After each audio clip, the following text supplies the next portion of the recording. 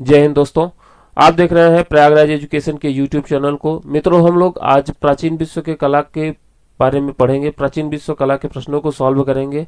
जैसा कि आप सभी जान रहे हैं कि ये प्रश्न यूथ पब्लिकेशन की पुस्तक से लिए जा रहे हैं और यूथ पब्लिकेशन की पुस्तक से चैप्टर संख्या 27 है। चैप्टर संख्या 27 में है प्राचीन विश्व की कला। ये प्राचीन विश्व की कला के बारे में शायद आप लोग पहली बार या बहुत कम परिचित होंगे, तो इसलिए हम इन कलाओं के बारे में, इन कलाओं के चित्र आपके सामने प्रदर्शित करेंगे। ये चित्र आपके सामने इस तरीके से आएंगे और इन चित्रों को देखने के बाद हम सभी समझ सकते हैं कि कौन से चित्र कहाँ है, किसने बनाया और कब बने हैं। तो इन सभी चित्रों के माध्यम से हम इन प्राचीन विश्व के कला को आसानी से समझ सकते हैं। तो हम लोग चलते हैं पहले प्रश्न की ओर, लेकिन पहले प्रश्न पे चलने से पहले आपसे अनुरोध है कि चैनल को सब्सक्राइब अवश्य कर लीजिए, जिन्होंने अभी तक चैनल को सब्सक्राइब नहीं किया है। पहले प्रश्न की ओर चल रहे हैं। कह रहा है बेबीलोन के प्रसिद्ध झूलते हुए बाग। आप लोगों ने खूब सुने होंगे झूलते हुए बाग के नाम।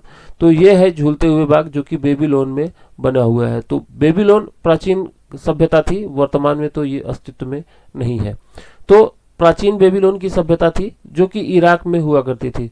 तो इस झूलते हुए बाग का निर्माण कराया था नेबूखदनेजर ने इसका निर्माण कराया था। और ये आपको हम बता दें कि ये जो झूलते हुए बाग हैं, बेबीलोन के झूलते हुए बाग है, मतलब बेबीलोन में है, लेकिन वर्तमान में ये इराक देश है, उसी देश में हिल्लाह नामक एक जगह थी, वहीं पे हुआ करता था बेबीलोन।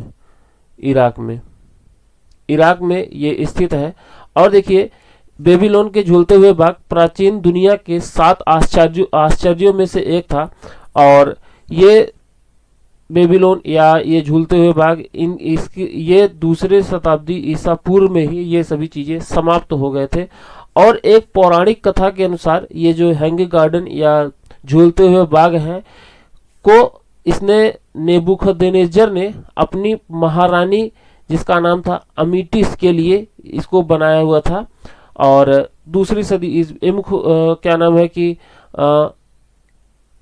नेबूखदनेस्सर द्वितीय ने इसका निर्माण अपनी पत्नी के लिए कराया था, अमीटिस जिसका नाम था। तो ये सभी बातें थी बेबीलोन के बारे में। तो पहले प्रश्न का ऑप्शन नंबर डी सही जवाब हो जाएगा। ठीक है, चलते हैं प्रश्न संख्या 2 की ओर। और 2 नंबर का प्रश्न आपके सामने आ रहा है। और 2 नंबर का प्रश्न कह रहा है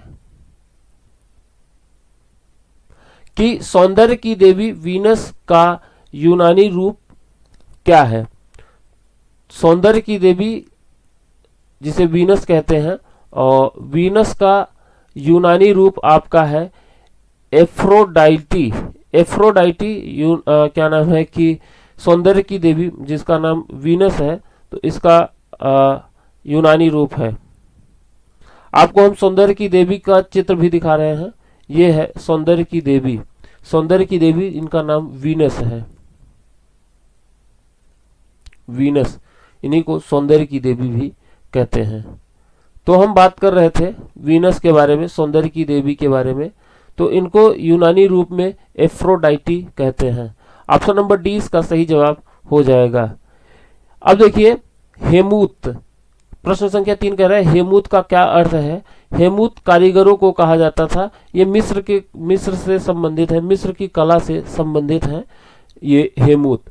अब देखिए, हेमूत शब्द जो अब मिस्र के राजा हुआ करते थे, वो अपने आप को कारीगर कहा करते थे और अपने आप को कारीगर कहा करते थे और उन्हें हेमूत भी कहा जाता था। ऑप्शन नंबर सी इसका सही जवाब हो जाएगा। 4 नंबर प्रश्न कह रहा है टराजन का स्तंभ, या इसको इस तरीके से भी लिखते हैं ट्राजन का स्तंभ या टराजन का स्तंभ, कुछ भी लिखते हैं। कह रहा है किस सभ्यता की कलात्मक उदाहरण है। यह है आपके सामने टराजन का स्तंभ। टराजन का स्तंभ आप सभी के सामने है और ये रोमन सभ्यता से संबंधित है। रोमन सभ्यता से संबंधित है। इसकी जो ऊंचाई है वो 125 फीट है। 125 फीट ऊंचा है और ये विजय के उपलक्ष्य में बनाया गया था। रोमन टराजन ने, एक राजा था टराजन, उसने रोम पर विजय प्राप्त की थी। बात है 1006 से 1013 106 से 113 ईस्वी की बात है। इसी समय में ट्राजन ने रोम पे जब विजय प्राप्त किया था तो इसका निर्माण कराया था। यह एक सफल युद्ध अभियान है और इसमें जो है ना आपको चित्र भी बने हुए हैं। इस ट्राजन के स्तंभ में इसमें चित्र बने हुए हैं। इसमें लगभग 2500 के आसपास इसमें चित्र बने हुए हैं और 2500 चित्र और 150 घटनाएं इसमें बनी हुई हैं और पूरा ये जीता जागता कहानी बताता है, उस घटना का चित्रण किया गया है। तो हम लोग देखें ट्राजन का स्तंभ, जो कि ट्राजन ने रोमन पे विजय प्राप्ति के पश्चात इसको बनवाया था। तो प्रश्न संख्या 4 का सही जवाब हो जाएगा रोम। रोम में बना हुआ है ट्राजन का स्तंभ। चलिए 5 नंबर के प्रश्न की ओर चल रहे हैं। 5 नंबर का प्रश्न कह रहा है कहाँ के पिरामिड 7 आश्चर्यों में से एक है। पिरामिड आप सभी ने देखा होगा, फिर भी एक बार आपको दिखा देते हैं। ये है पिरामिड, गीजा के पिरामिड, मिस्र के पिरामिड, यही है। पिरामिड का अर्थ होता है कि जो मतलब कि इस तरीके से त्रिभुज के आकार में बना हो। इधर से भी त्रिभुज है और ये चारों फलक में त्रिभुज बने हुए हैं, तो इसी को पिरामिड कहा जाता है। 3D संरचना होती है। कहाँ के पिरामिड 7 आश्चर्यों में से, मतलब कि 7 आश्चर्यों में आते हैं, तो गीजा के पिरामिड 7 आश्चर्यों में आते हैं। आप सभी इनके बारे में खूब जानते होंगे। इसमें क्या किया जाता था कि राजाओं को दफना दिया जाता था। जब राजा की मृत्यु हो जाती थी तो उन्हें दफना दिया जाता था। इसे अंत्येष्टि कला भी कहते हैं। गीजा कला को या पिरामिड को अंत्येष्टि कला कहते हैं और ये मिस्र में खूब इनका प्रचलन था। इनका प्रचलन मिस्र में खूब हुआ करता था और यहीं पे राजाओं को दफना दिया जाता था। और राजाओं को दफनाते समय ऐसा मान्यता हुआ करती थी कि राजा की जब मृत्यु होती है तो मृत्यु नहीं होती है, वो कहीं और चले जाते हैं और फिर भी उनको इन तमाम आवश्यकताओं, जो भी दैनिक जीवन की आवश्यकताएं होती हैं, उनकी आवश्यकता होती है। तो इसलिए उनके साथ में वो सब जब दफनाया करते थे तो खाद्य पदार्थ रख दिया करते थे, पेय पदार्थ रख दिया करते थे, वस्त्र, गहने, बर्तन, वाद्य यंत्र भी, मतलब उनका मन करेगा गाना बजाना सुनने का तो वो भी, हथियार, जानवर, और कभी कभी तो ऐसा होता था कि जिंदे सेवक सेविकाओं को भी दफना दिया जाता था। सेवक सेविकाओं को भी दफना दिया जाता था इस पिरामिड में। तो ऐसी यहाँ पे प्राप्त हुई है, ऐसी यहाँ पे सूचना प्राप्त हुई। यहाँ की कुछ प्रमुख पिरामिड हैं, उनके नाम जानना जरूरी है। पहला है खुफू,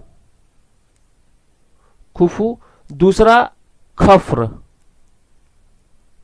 खुफू, खफ्र। एक है मैंकूर, मैंकूर। ये 3 पिरामिड हैं जो कि विश्व प्रसिद्ध हैं। उम्मीद है आपको पिरामिडों के बारे में सारी जानकारी प्राप्त हो गई है। तो ऑप्शन नंबर 20 का सही जवाब हो जाएगा। चलते हैं प्रश्न संख्या 6 की ओर। 6 नंबर प्रश्न कह रहा है ग्रीक कला का प्रसिद्ध कलाकार कौन है। तो ग्रीक कला का प्रसिद्ध कलाकार है आपका फिडियास। फिडियास जो है वो ग्रीक कला का सबसे प्रसिद्ध कलाकार माना जाता है। ऑप्शन नंबर सी इसका सही जवाब हो जाएगा। अगला प्रश्न है, कह रहा है कि मायरोन किससे संबंधित है। मायरोन किस कला से संबंधित है। मायरोन ग्रीक कला से संबंधित है। और जानिए ग्रीक, एथेंस, ये सभी यहाँ पे ग्रीक, एथेंस ये सभी हैं। और यहाँ पे देखिए मायरोन ने डिस्कस थ्रोअर, जो एक चक्कर इस तरीके का होता है डिस्कस थ्रो, उसका रचना करता, उसका निर्माण करता कौन है, मायरोन। और ये ग्रीक कला से संबंधित है। 8 नंबर के प्रश्न की ओर चल रहे हैं और 8 नंबर प्रश्न आप सभी के सामने आ रहा है। कह रहा है कि 8 नंबर का प्रश्न कह रहा है कि इनका मिलान करना है और मिलान करने के क्रम में पायरेट्स ऑफ गुड़िया ये कहां से संबंधित है। तो पायरेट्स ऑफ गुड़िया ये आपका संबंधित है सुमेरियन कला से। तो इसका संबंध हो जाएगा सुमेरियन से। यहाँ पे लिखा हुआ है आर्च ऑफ कास्टेटिन ये रोम से, और जिगुरट ये मेसोपोटामिया से, और हवीना आपका जापान कला से संबंधित है। 9 नंबर का प्रश्न का निम्नलिखित में से कौन सा पिरामिड का देश कहा जाता है? तो ये मिस्र को पिरामिड का देश कहा जाता था। और एक बात और जान लीजिए, मिस्र में कौन सी नदी, मिस्र की जीवन रेखा कौन सी नदी है? तो नील नदी को मिस्र की जीवन रेखा कहा जाता है। 10 नंबर का प्रश्न है निम्नलिखित में से अंत्येष्टि कला के रूप में किसको जाना जाता है? अंत्येष्टि कला के रूप में मिस्र को जाना जाता है। ऑप्शन नंबर 20 का सही जवाब हो जाएगा।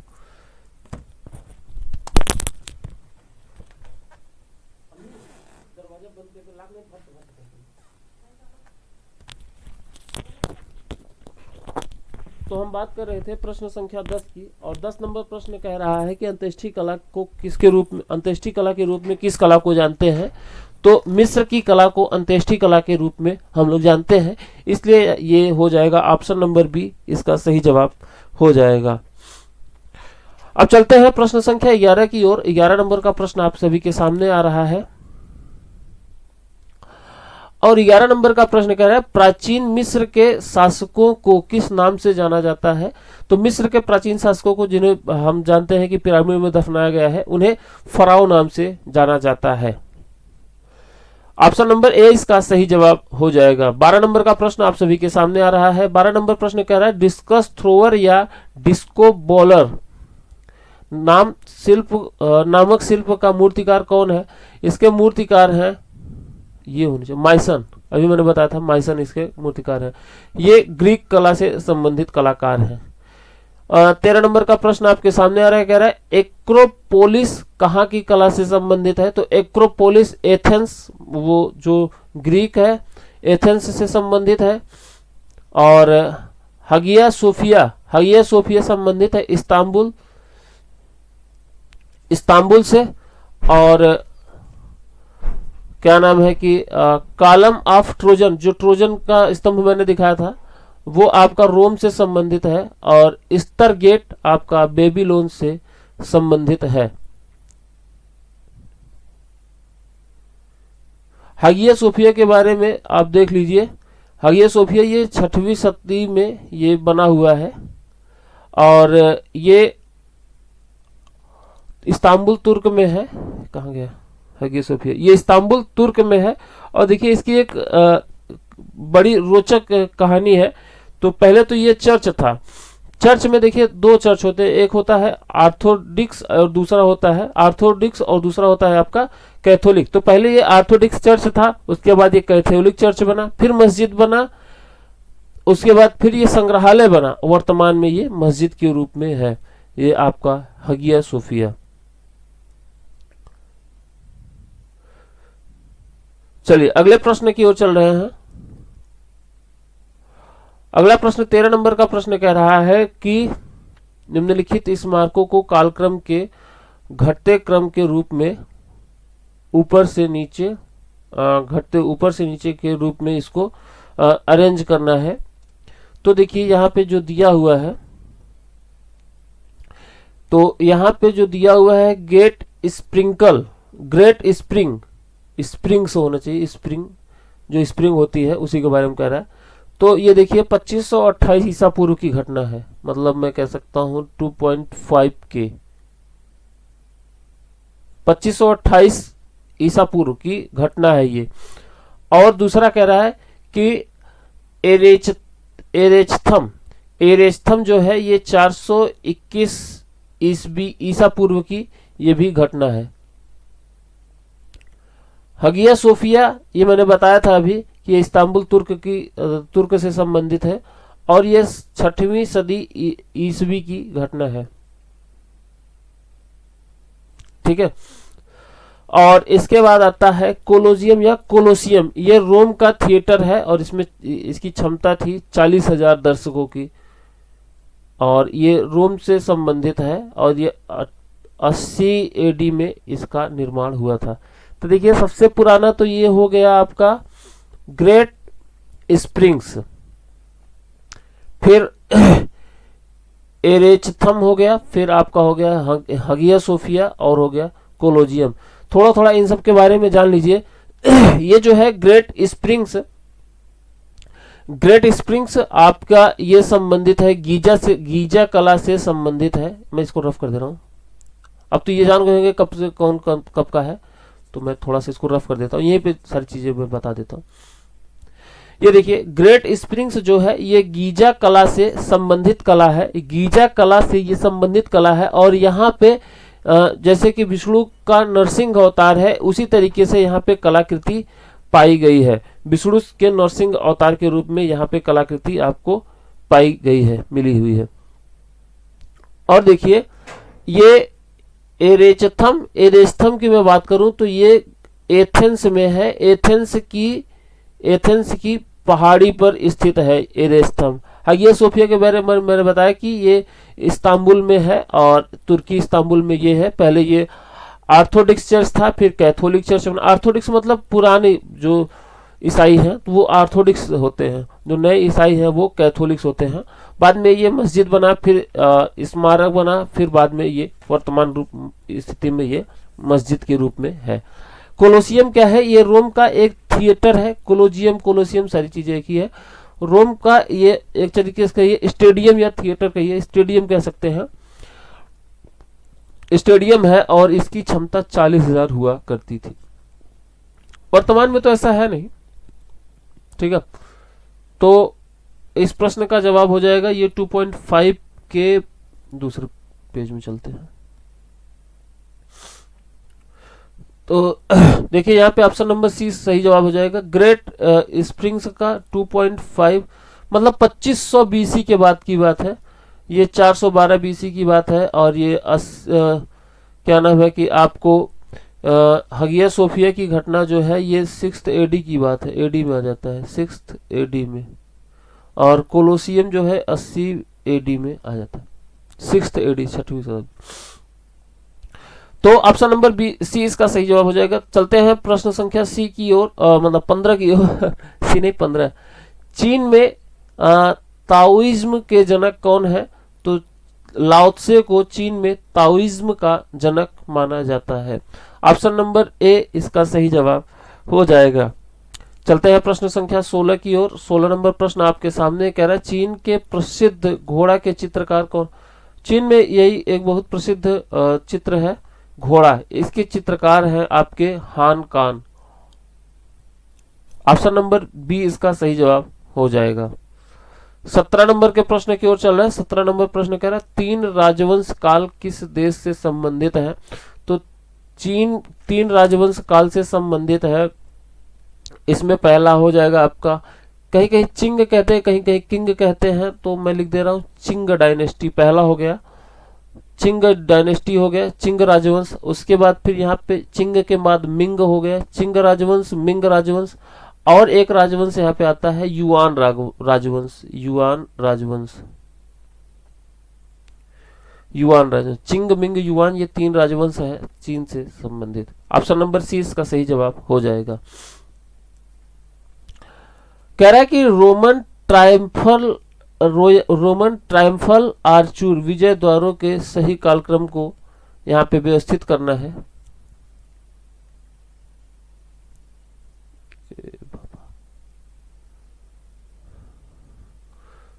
तो यहाँ पे दिया हुआ है, यहाँ पे दिया हुआ है कि पहला है आर्च ऑफ ड्यूसस। आर्च ऑफ ड्यूसस के बाद आता है आर्च ऑफ, इसको रटना पड़ेगा, देखिए आर्च ऑफ ड्यूसस, फिर arch of Titus, arch of Septimius Severus और आर्च ऑफ कॉन्स्टेंटाइन। ये इस तरीके से है, इसको रटना पड़ेगा, ठीक है। आप कुछ ट्रिक बना सकते हैं तो उस ट्रिक के माध्यम से इसको याद कर लीजिएगा। ऑप्शन नंबर सी इसका सही जवाब हो जाएगा।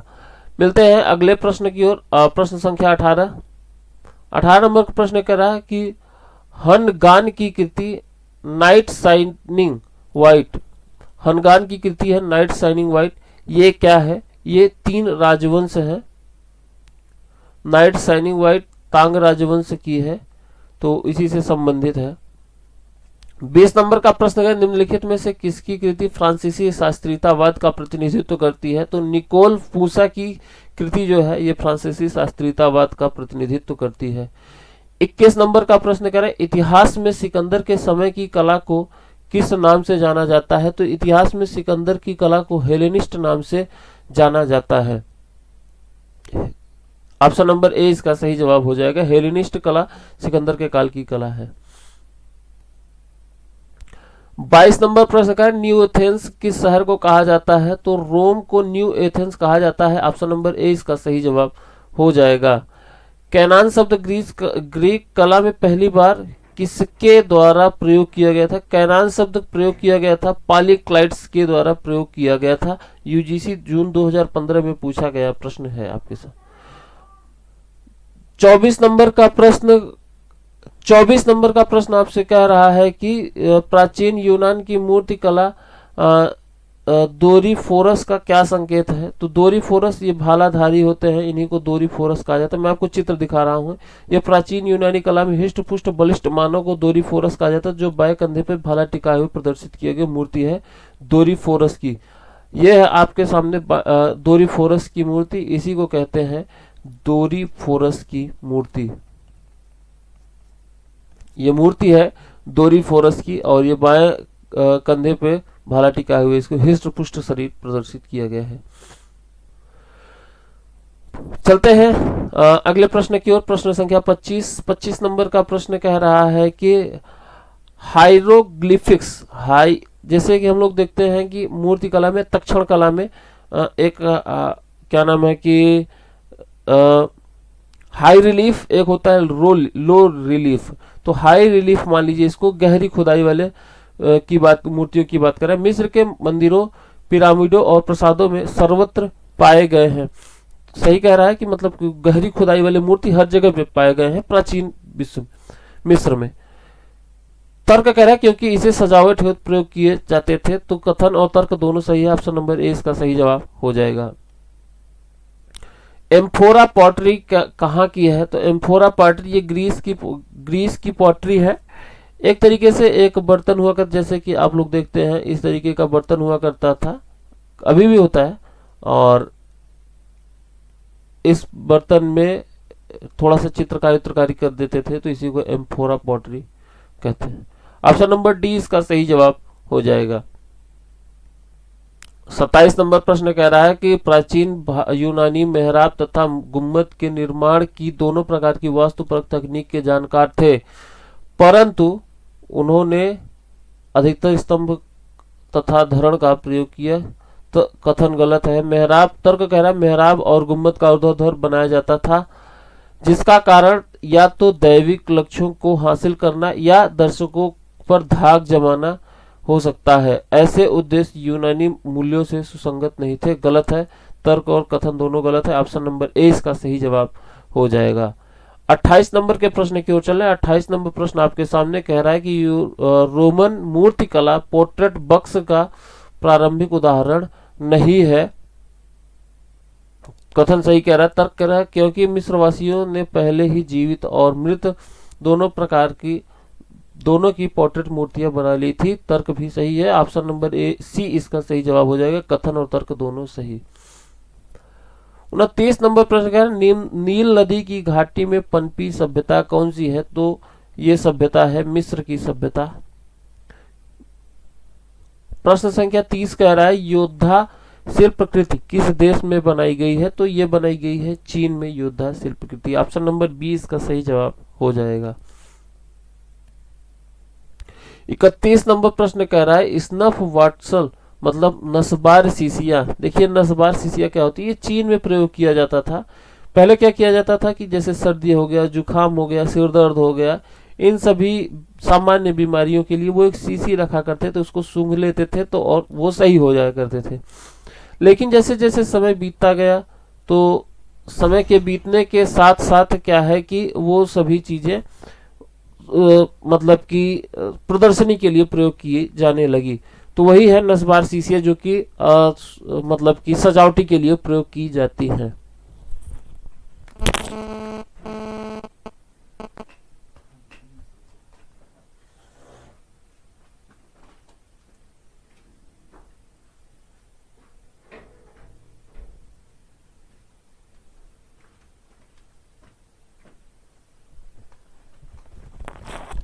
चलते हैं अगले प्रश्न की ओर। अगला प्रश्न है आपके सामने आ रहा है अगला प्रश्न, और अगला प्रश्न है प्रश्न संख्या 32। 32 नंबर प्रश्न कह रहा है नेफ्रेतीति मूर्ति का सिर किस संग्रहालय में स्थित है।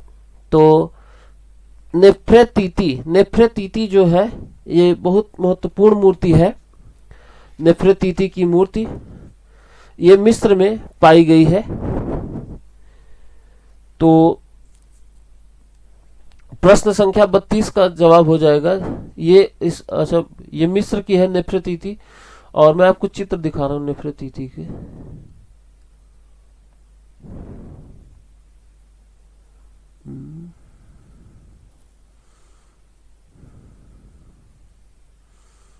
मिल नहीं रही नेफ्रेतीति की मूर्ति।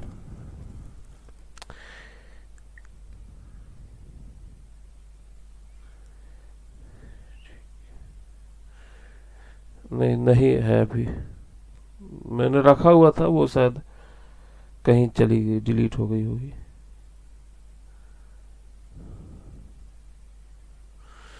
चलिए कोई बात नहीं, नेफ्रेतीति की मूर्ति नहीं मिले। हाँ, तो ये नेफ्रेतीति की मूर्ति ये मिस्र से संबंधित है, लेकिन ये बर्लिन म्यूजियम जर्मनी में रखी हुई है। तो यहाँ पे ऑप्शन नंबर डी इसका सही जवाब हो जाएगा, बर्लिन म्यूजियम में रखी हुई है। ऑप्शन नंबर डी इसका सही जवाब हो जाएगा। चलते हैं अगले प्रश्न की ओर। 33 नंबर का प्रश्न आपके सामने है। कह रहा है कि चीन की हांग वंश की टेराकोटा आर्मी सदियों से जमीन में दबी रही क्योंकि वे अंतिम संस्कार का एक हिस्सा थे और उन्हें दफनाया जाता था। तो यही बात थी।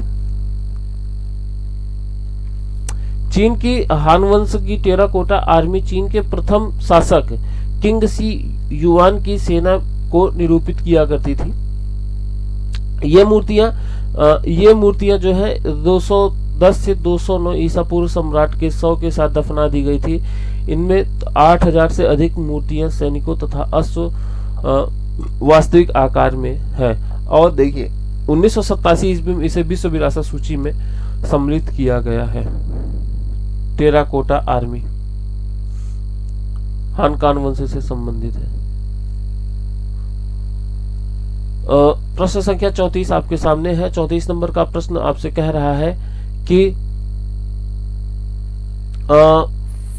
फैरोहनिक मिस्र में फ्रेस्को सिस्को का व्यापक रूप से प्रयोग किया जाता है। सही है कथन। तर्क कह रहा है क्योंकि किंतु रोमानी मिस्र में ऐसा नहीं होता था। तो ये गलत है, रोमानी मिस्र में भी ऐसा हुआ करता था। ए सही और गलत, ऑप्शन नंबर ए इसका सही जवाब हो जाएगा। 35 नंबर प्रश्न करें निम्नलिखित को सुमेलित करिए और प्रागैतिहास से संबंधित है। ये वीनस ऑफ विलेडॉफ, तो ये यहां से हो गया। मिस्र से संबंधित है पिरामिड, सभी जानते हैं। यूनान से संबंधित है द पार्थेनोन, और रोम से संबंधित है basilica of Constantine. Option number D इसका सही जवाब हो जाएगा। 36 नंबर का प्रश्न कह रहा है कि ये प्लास्टर ऑफ पेरिस का सर्वप्रथम उपयोग कहाँ किया गया। तो इसका सर्वप्रथम उपयोग किया गया मिस्र में, और 3500 ईसा पूर्व की घटना है। मिस्र की सभ्यता 3500 ईसा पूर्व के आसपास की है ही, कभी आपको क्रोनोलॉजी में आ जाए तो याद रखिएगा। तो देखिए ऑप्शन नंबर ए इसका सही जवाब हो जाएगा। प्लास्टर ऑफ पेरिस निर्जलित जिप्सम होता है, और जो प्रायः श्वेत चूर्ण के रूप में मिलता है। जैसे आप घर में कराते हैं पीओपी जिसे कहते हैं, वही है प्लास्टर ऑफ पेरिस। घर में आप छत पे इसे डिजाइन बनवाते हैं। यदि विशुद्ध जिप्सम CaSO4 को 1000 से 1900 डिग्री सेल्सियस तक गर्म किया जाए तो उसका 3/4 भाग पानी निकल जाता है, और परिणामी पदार्थ पेरिस प्लास्टर बचता है, जो इस प्रकार का उसका फार्मूला होता है CaSO4 H2O, जिसका सर्वप्रथम प्रयोग 3500 ईसा पूर्व में मिस्र में किया गया। 38 नंबर का प्रश्न कह रहा है, कथन कह रहा है कि मिस्र के मंदिरों, स्तंभों, महलों आदि में सभी पर चित्र लिपि देखने को मिलती है। कथन सही कह रहा है। तर्क कह रहा है यथार्थवाद, कल्पना और छवियों की तर्कहीन निकटता से पर निर्भर करता है। तर्क भी सही है। ए सही, आर गलत। ऑप्शन नंबर ए इसका सही जवाब हो जाएगा। 39 नंबर प्रश्न कह रहा है कि टेम्पल ऑफ आर्कोट कहाँ से संबंधित है? खमेर कला से। टेम्पल ऑफ हाफ फर्स्ट यूनानी कला से संबंधित है। टेम्पल ऑफ इंक्रिप्शन ये संबंधित है माया कला से। और जिगुरात ये संबंधित है एलामी कला से। ऑप्शन नंबर डी इसका सही जवाब हो जाएगा। 40 नंबर प्रश्न आपके सामने आ रहा है। 40 नंबर प्रश्न कह रहा है कि इन सभ्यताओं को कालक्रम के अनुसार व्यवस्थित करिए। तो देखिए यहाँ पे पहला लिखा हुआ है, पहली सभ्यता लिखी हुई है अक्काद। अक्काद जो है ये सुमेरियन के बाद आई थी, तो सुमेरियन पहले आएगा। सुमेरियन के बाद अक्काद, फिर आएगा मिस्र, फिर आएगा असीरियन। इसमें कोई भी सही नहीं है। देखिए मिस्र सभ्यता जो है ये है लगभग 3100 या 3500 बीसी की घटना। ठीक है। सुमेरियन सभ्यता भी 3500 बीसी की है। कहीं कहीं 4000 बीसी भी लिखा मिल जाता है। तो जहाँ पे ये मतलब अगर इसको 3500 मान लेंगे तो इसको 3100 बीसी के आसपास की घटना है। तो इसको 4000 मान लेते हैं, इसको 3500, इसको 3500। अक्काद जो है ये इसके बाद तक थी, ये लगभग 2600 तक चली थी, तो 2600 से आगे ये चली अक्काद। फिर असेरियन जो सभ्यता है ये मतलब 1000 बीसी से आसपास चली थी, 612 बीसी तक। तो यहाँ पे एक भी सही नहीं है, बाकी ये थोड़ा सा याद रखिएगा जो घटनाएं जैसी थी। 41 नंबर का प्रश्न कह रहा है द लामासु किसका प्रतिनिधित्व करता है? तो ये असीरियन सभ्यता की एक कला है जो मानवमुखी पंख युक्त बैल को प्रदर्शित करता है, पंख युक्त वृषभ को प्रदर्शित करता है। ऑप्शन नंबर ए इसका सही जवाब हो जाएगा। 42 नंबर प्रश्न कह रहा है नाग देवी प्रतिमा किस सभ्यता से संबंधित है? तो नाग देवी संबंधित है मिनोवन सभ्यता से, और ये नाग देवी है जो कि ये देखिए मिनोवन कहाँ से, मिनोवन जो है ये संबंधित है वर्तमान ग्रीक और जो तुर्की का जो क्षेत्र है, ग्रीक और तुर्की का जो क्षेत्र है वहीं से संबंधित है। वहीं के आसपास एक द्वीप हुआ करता है जिसे इजियन द्वीप कहते हैं, वहीं पे है, इजियन द्वीप पे है ये मिनोवन सभ्यता।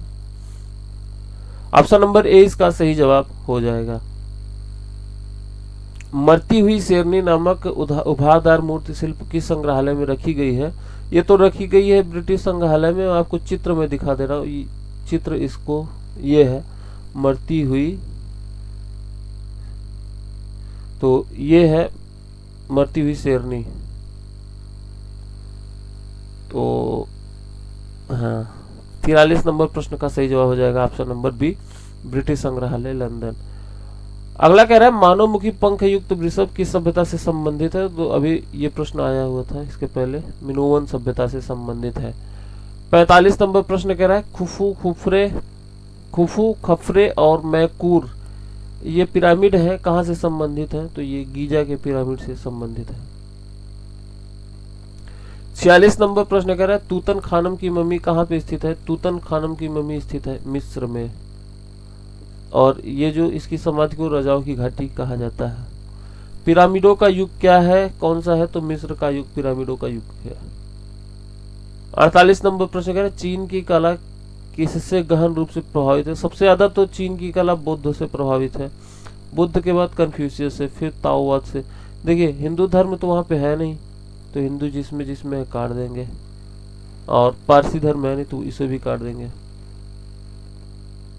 डी बचता है। 49 नंबर प्रश्न कह रहा है दजला फरात नदियों के दोआब में पनपी सभ्यता बहुत पुरानी सभ्यता है, बहुत प्रचलित सभ्यता है, सभी जानते हैं, लोकप्रिय सभ्यता मेसोपोटामिया की सभ्यता। ऑप्शन नंबर डी इसका सही जवाब। इसका टाइम पीरियड है जब अपने यहाँ क्या नाम है कि सिंधु घाटी सभ्यता थी, तभी की सभ्यता है। नील नदी की घाटी में पनपी सभ्यता कौन सी है? तो मिस्र की सभ्यता, मिस्र की सभ्यता। ऑप्शन नंबर सी इसका सही जवाब हो जाएगा। अंत्येष्टि संस्कारों की कला किसे कहते हैं? तो मिस्र की कला को कहते हैं। ऑप्शन नंबर सी इसका सही जवाब हो जाएगा।